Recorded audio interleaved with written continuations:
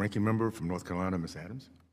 Thank you, Mr. Chairman, and let me thank the witnesses, but it's been a little frustrating for me listening to a number of the things that have been said. But let me just, I hope I didn't hear references made to the fact that if you are a member of a diverse group, whether it's African American or Asian, Hispanic, et cetera, that you don't represent excellence. I really resent that.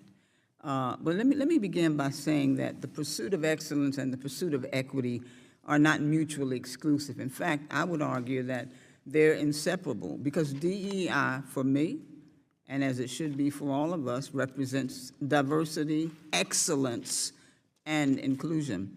As I have been a college professor for 40 years, I tell you, I've seen firsthand the talent, that talent is everywhere, but opportunity is not.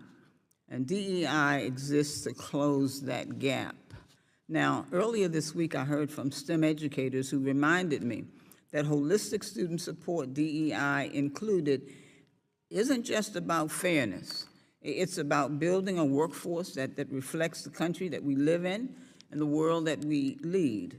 We are in a global race, whether it's AI or biotechnology or clean energy, and yet this conversation today feels more like focused on politics than preparedness.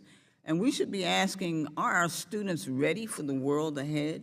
Are our institutions creating pathways for all of them to succeed? So let me just turn to you, Dr. Harper. Today's hearing is titled Restoring Excellence, but it implies that previous systems before DEI were somehow more effective or fairer. So I'd like to explore that with you. Yes or no? Have students across all communities historically received the same access to high-quality educational opportunities regardless of zip code? No, they have not. All right. Yes or no? Have all educators had the same level of training and resources to deliver those opportunities? No, they have not. All right. And finally, do traditional markers like GPAs and resumes always predict who becomes the strongest leader in the workforce? Or have you seen individuals from non-traditional backgrounds like mine outperform once given the opportunity? No to the first part, and absolutely to the second. Okay.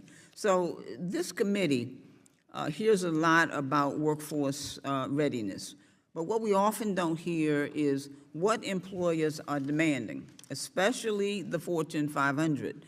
More than 90% of Fortune 500 companies have some form of DEI strategy.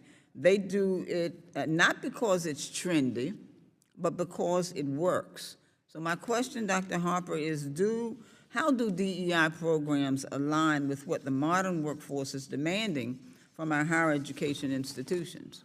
I especially appreciate this question because in addition to my work in higher education, I also work with hundreds of corporations, agencies, and other organizations spanning a multitude of industries.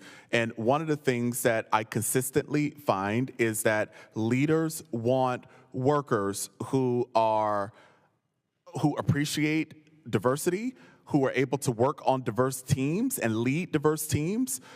They recognize that it is good for global business when people understand what their implicit biases are and they've had an opportunity to address those implicit biases.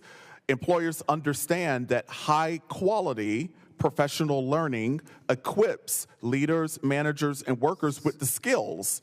So let me move on and ask, how do DEI practices help ensure that students from all backgrounds, rural, urban, low income, how are they prepared not just to keep jobs, but to lead? Yeah, you know, I appreciate that you raised earlier that, and I'm paraphrasing, but homogeneity is the opposite of diversity. Inequity is the opposite of equity, and exclusion is the opposite of inclusion. Those opposites they're bad for our workforces, for our workforce, and for our democracy. We need college students who become college graduates to really appreciate equity, diversity, and inclusion, and to lead from those standpoints when they transition into their lives after college.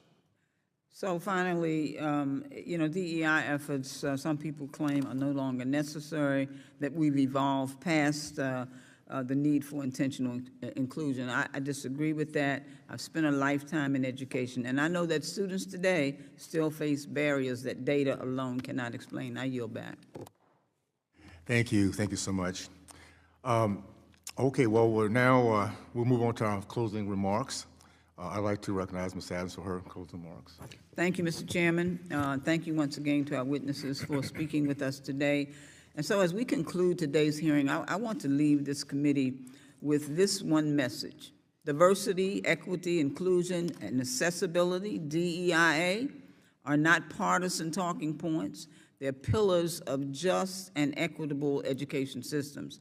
And so we've heard today about the devastating impact that the rollback of DEI initiatives has had, especially on institutions like historically black colleges and universities, HBCUs. But these schools are not just academic institutions, they are lifelines for communities that have been denied equal opportunity for far too long. They nurture talent, they uplift communities, and they empower generations of students who might otherwise be overlooked or forgotten. So when we cut DEI funding, when we politicize inclusion, we are not preserving merit, we are narrowing opportunity. We are telling first-generation college students, as I was, we're telling veterans and students of color, parents, students with disabilities, and students from low-income communities that their future is less important, and that is unacceptable, because DEI is not about pre-preferences, it's about fairness, it's about recognizing that students from all walks of life can succeed on campus, and making sure that they are not roadblocks that are visible to some, but not all. It's about ensuring that every student has a real shot at success, that regardless of your zip code that you grew up in or the color of your skin. And it's not just the right thing to do, it's the smart thing to do. A diverse, inclusive, and equitable educational system produces better outcomes for all students. Diversity is our strength, and so it fosters innovation, strengthens our workforce, and builds a more competitive and compassionate nation. The future of our country depends on how we invest in the next generation, and that includes standing by our institutions, protecting DEI programs, and pushing back against efforts that will drag us backwards. I thank you, and Mr. Chairman, I yield back.